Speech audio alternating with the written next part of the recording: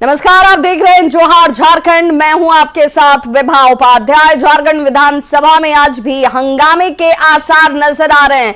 कल स्पीकर ने शीतकालीन सत्र के तीसरे दिन बीजेपी के 3 विधायकों को सत्र की बाकी अवधि के लिए निलंबित कर दिया था और सदन में इसे लेकर लगातार हंगामे से नाराज स्पीकर ने बीजेपी विधायक विरंची नारायण, भानु प्रताप शाही और जेपी भाई पटेल को निलंबित करने की कार्रवाई की और इस मुद्दे को लेकर अब बीजेपी लगातार हमलावर नजर आ रही है।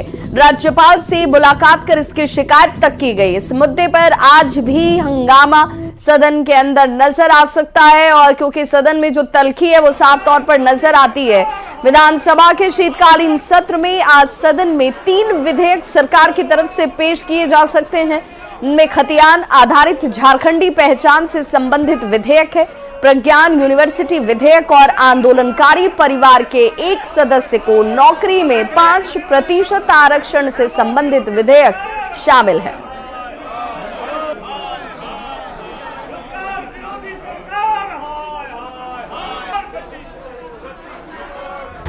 और मुद्दों से गर्म शीतकालीन ये सत्र, जिसमें बीजेपी के 3 एमएलए को बर्खास्त कर दिया गया, जिसे लेकर सदन में काम में बाधा डालने का इनके ऊपर आरोप और विधायक के निलंबन पर बीजेपी जो है वो भड़कती हुई नजर आई।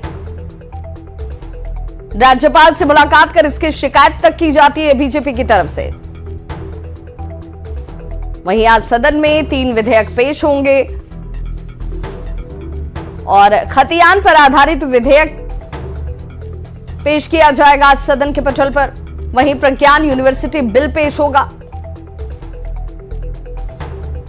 साथ ही साथ आंदोलनकारी को नौकरी से जुड़ा हुआ बिल है जो पेश किया जाएगा। सदन में आज भी हो हंगामे के आसार ही नजर आ रहे हैं। तो 21 दिसंबर तक शीतकालीन ये सत्र और ऐसे में इसके हंगामेदार होने की पूरी संभावना। झारखंड विधानसभा के शीतकालीन सत्र का 4था दिन है और आज सदन में 3 विधेयक सरकार लाने की तैयारी में है। जेएमएम प्रवक्ता मनोज पांडे ने इस विधेयक को काफी महत्वपूर्ण बताया। साथ ही इससे सीएम हेमंत सोरेन की दूरगामी सोच भी बताया उन्होंने। इसी के साथ मनोज पांडे ने कहा कि इंडिया अलायंस में अगर पहले से सीटों का बंटवारा हो जाता है तो ये काफी अच्छे नतीजे लेकर आएंगे। वो विधेयक को और बेहतर प्रावधान के साथ हम विधेयक पास करके भेजेंगे और उम्मीद करते हैं कि झारखंडी पहचान विधेयक जो 32 खतियान आधारित विधेयक है, इसे केंद्र की सरकार मंजूरी देगी और नहीं तो फिर हम लोग जो भी लोकतांत्रिक रास्ता है वो अपनाया जाएगा। लेकिन हर हाल में हर कीमत पर 32 खतियान आधारित नियोजन नीति लागू होगी। ये हमारे माननीय मुख्यमंत्री की सोच है। उन आंदोलनकारी परिवारों को, उनके आश्रितों को 5% नौकरियों में आरक्षण देने की बात, ये बहुत बड़ी सोच है। मैं सैल्यूट करता हूं अपने नेता हेमंत सोरेन जी को, जो इन्होंने इस सोच के तहत ये विधेयक लाया है और विधेयक पास होगा। आंदोलनकारियों को उनका हक और सम्मान मिलेगा। वहाँ क्षेत्रीय दलों की अगुवाई में सीट का बंटवारा हो, उनकी बातों को तवज्जो दिया जाए। साथ ही जो घोषणा पत्र है वो साझा घोषणा पत्र बने। इन बिंदुओं पर काफ़ी चर्चा हुई है और मुझे लगता है अगली बैठक में इस पर निर्णय। तो आज सदन में खतियान आधारित झारखंडी पहचान से जुड़ा हुआ विधेयक पेश होने वाला है और इसे लेकर जेएमएम विधायक दीपक बिरुआ ने कहा कि ये काम बहुत पहले हो जाना चाहिए था। उन्होंने सदन में विधेयक लाने का स्वागत किया है।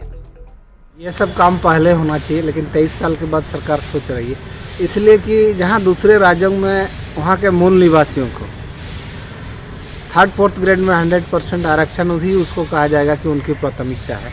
तो ये तो 23 साल बीतने के बाद जो है ना सरकार इसको कर रही है, तो निश्चित रूप से इस राज्य के मूल निवासियों को 3rd 4th ग्रेड में मिलना चाहिए।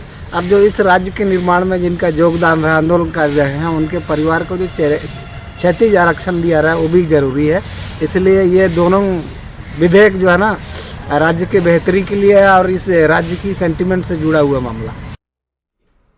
बीजेपी विधायक अनंत ओझा ने कहा है कि खतियान आधारित जो बिल लाया जा रहा है उसमें वनांचल शब्द नहीं जोड़ा गया है। उन्होंने कहा कि सदन के अंदर इस पर कैसी चर्चा होती है, इस पर हमारी नजर रहेगी। उन्होंने विधेयक को पटल पर रखने से पहले प्रवर समिति में भेजने की भी मांग की है। ये जिम्मेवारी है सरकार को, जो लोग भी सत्तारूढ़ दल होता है वो अपने हिसाब से इस प्रकार के विधेयक लाते रहते हैं, लेकिन उस विधेयक के साथ साथ उसकी जो भावना है वो मूल भावना देखी जाती है। अब झारखंड आंदोलनकारी को जगह पर वहाँ वनांचल आंदोलनकारी के नाम से जो आंदोलन किए थे, ऐसे आश्रितों को उसमें समाहित नहीं करने का विषय एक महत्वपूर्ण विषय बनता है कि महामहिम राज्यपाल महोदय उस विधेयक को लौटाते हैं, फिर इस बार कहते हैं, तो सदन में इन्हीं भावनाओं को तो हम लोग कहते थे, इसको सान्गोपांग विचार करते हुए प्रवर समिति के माध्यम से सरकार भेजे। शायद भेजते तो दोबारा उनको पुनः विधेयक लाने की नौबत नहीं आती, लेकिन उन्होंने बनाया है। देखते हैं सदन के अंदर क्या परिस्थिति आती है। तो झारखंड विधानसभा से 3 विधेयकों के आज पेश होने के बाद उस पर तो सियासत हो ही रही है। साथ ही साथ जो 3 विधायकों को निलंबित कर दिया गया, उसके बाद बीजेपी इसे लेकर लगातार हमलावर है। तो वहीं आज सदन में 3 जो विधेयक पेश होने वाले हैं वो बेहद महत्वपूर्ण माने जा रहे हैं, जिसमें खतियान आधारित स्थानीय नीति है विधेयक, उससे भी जुड़ा हुआ, और झारखंड आंदोलनकारियों को 5% आरक्षण बेहद प्रमुख माना जा रहा है।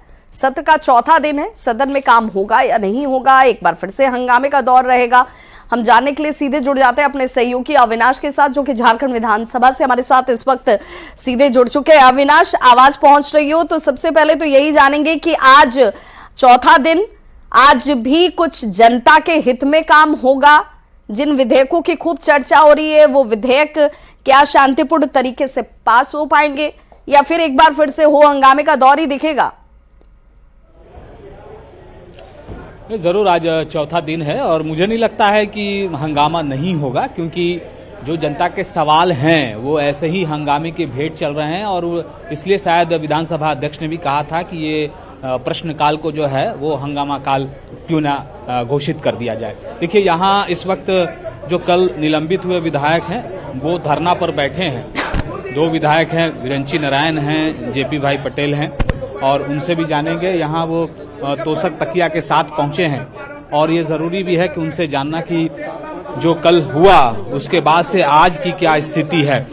तो यहाँ अंदर जो विधेयक पेश होंगे वो तो बात की बात है, लेकिन जो धरना पर बैठे हुए विधायक हैं उनसे भी जानना यह जरूरी है कि आगे क्या होगा। जेपी जी, आगे क्या होगा? कल तो आप लोगों ने हंगामा किया, आप निलंबित हो गए, हालांकि 2 ही दिन बचे, आज और कल। देखिए, अगर राजहित में, युवाओं के हित में हम लोग को निलंबित अगर वो किए हैं तो मैं उस चीज पर नहीं जा। मुझे तो अच्छा लग रहा है कि मैं राजहित में बोल रहा हूं और वो हमको सस्पेंड कर रहे हैं। अब हमारे दल के जो प्रदेश अध्यक्ष हैं, राज्य के पूर्व लोकप्रिय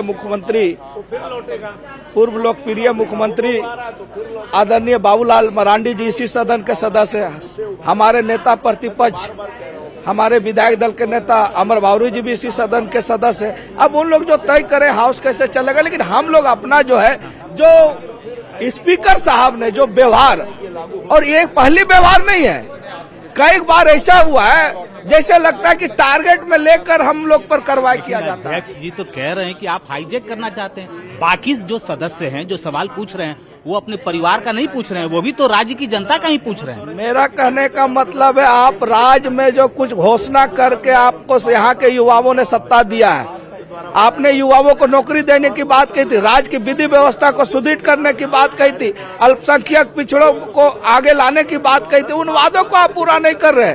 आज पढ़े लिखे लोग हैं, आप बोले थे 5 लाख रोजगार देंगे महाराज, आप 25,000 लोगों को रोजगार नहीं दे पाए। देखिए, संख्या बढ़ रही है, और हम आगे भी जो विधायक बैठे हैं उनसे भी जानेंगे कि यहाँ विरंची जी बैठे हैं। विरंची जी, आप मुख्य सचेतक हैं, और मुख्य सचेतक अगर इस तरह से करेंगे विरंची जी तो कैसे होगा? आप मुख्य सचेतक हैं और आप अगर ऐसा करेंगे, सदन आपकी वजह से अगर नहीं चले, अध्यक्ष जी कह रहे हैं आप लोग हाईजैक कर लेते हैं, तो कैसे? आप ईमानदारी से बोलिए। मुझे नहीं, तब अध्यक्ष जी ईमानदारी से नहीं बोले। आप ईमानदारी से बोलिए कि क्या कल हम तीनों विधायकों का कोई कसूर था? हमने क्या कहा? हमने तो अपने आसन के पास उठ के यही कहा कि कृपया माननीय अध्यक्ष महोदय कार्य स्थगन पढ़ लिया जाए। ये ऐसा बोलना कौन सा अपराध है?